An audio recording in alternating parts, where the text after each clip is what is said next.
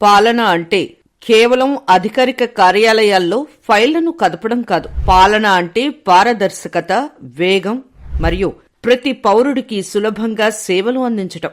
సాంకేతికతను ఉపయోగించి ప్రభుత్వ కార్యాలయాల చుట్టూ తిరిగే పౌరుల కష్టాలను శాశ్వతంగా తొలగించిన రాష్ట్ర పరిపాలనా వ్యవస్థను మార్చేసిన వ్యక్తి ముఖ్యమంత్రి నారా చంద్రబాబు నాయుడు గారు.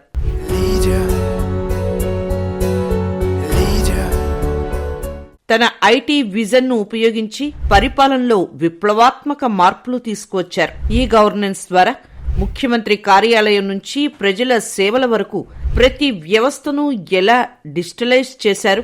ఈ సేవా కేంద్రాల ఏర్పాటుతో ప్రజల జీవితాల్లో వచ్చిన మార్పు ఏమిటి? ఆ సాంకేతికత సంస్కరణల శకం గురించి ఇప్పుడు తెలుసుకుందాం.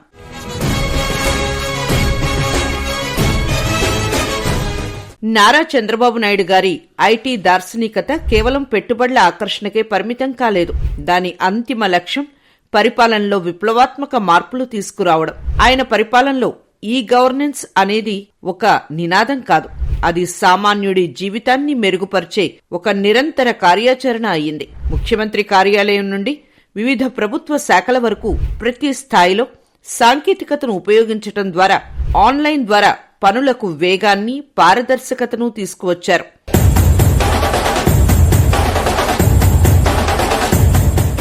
ఫైల్ మేనేజ్మెంట్, నిర్ణయాల అమలు వేగవంతం కావడంతో ప్రభుత్వ యంత్రాంగం యొక్క సమర్థత అనూహ్యంగా పెరిగింది.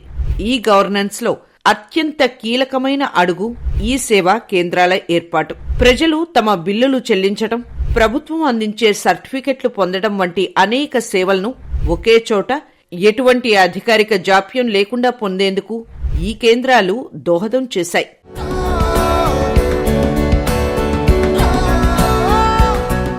ఈ సిటిజన్ సర్వీస్ సెంటర్స్ ద్వారా పౌరులు ఇకపై వేర్వేరు కార్యాలయాలకు తిరగాల్సిన అవసరం తప్పింది.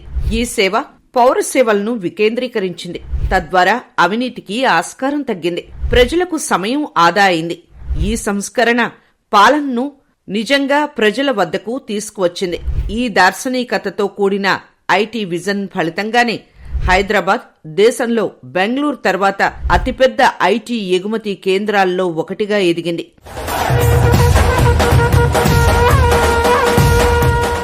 సాంకేతికతను పాలనలో విజయవంతంగా ఉపయోగించడం ద్వారా ప్రపంచవ్యాప్తంగా గుర్తింపు పొంది లక్షలాది మంది ఇంజనీర్లు మరియు నిపుణులకు ఉన్నత స్థాయి ఉపాధి అవకాశాలు దక్కాయి. చంద్రబాబు నాయుడు గారు కేవలం ఐటీని ప్రోత్సహించలేదు, దాన్ని పాలనా సంస్కరణలకు ప్రధాన సాధనంగా ఉపయోగించారు. ఈ గవర్నెన్స్ మరియు ఈ సేవా కేంద్రాలు నారా చంద్రబాబు నాయుడు గారి పాలనా వారసత్వంలో నిలిచిపోయే గొప్ప శాశ్వత సంస్కరణలు.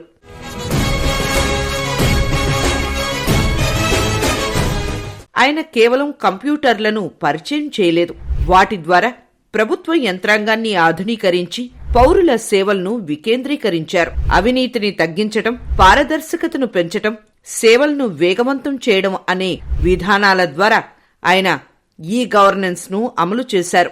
ఈ దార్శనికతే హైదరాబాద్ను సాంకేతిక కేంద్రంగా నిలబెట్టి దేశంలో డిజిటల్ పాలనకు ఒక ఆదర్శవంతమైన నమూనాను అందించింది.